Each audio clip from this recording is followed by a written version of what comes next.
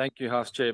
House Chair, ongoing load shedding has had a devastating impact on households, livelihoods, businesses, and the economy as a whole. And last week, SARS Commissioner, Mr. Edward Kisveta, said the energy crisis may have cost the country 150 billion rand. And this will probably be more fully ventilated in next week's medium-term budget policy statement.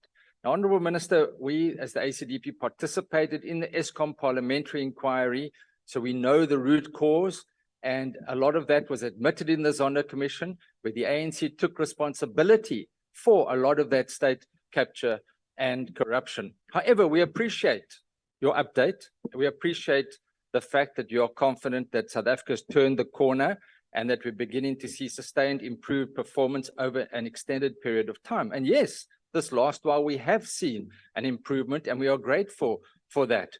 This is good news. The challenge is, of course, how long can it last?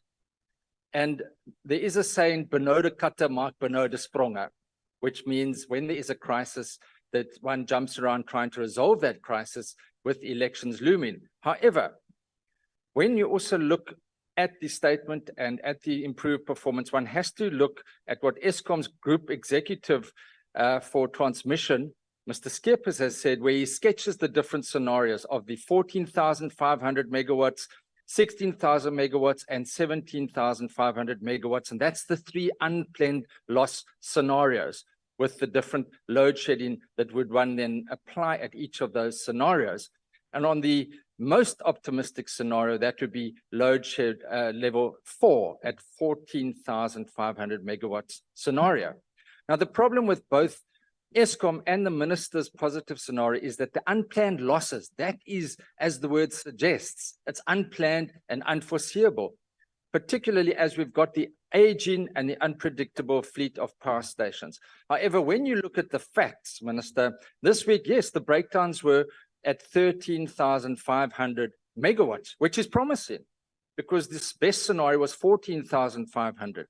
And planned maintenance was at 4,700 megawatts of generation capacity, which means that maintenance is continuing.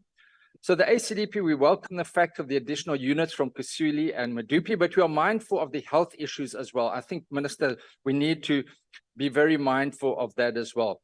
And so we trust, from our perspective, that you do succeed and that we have lasting energy, because that is for the common interest of all South Africans.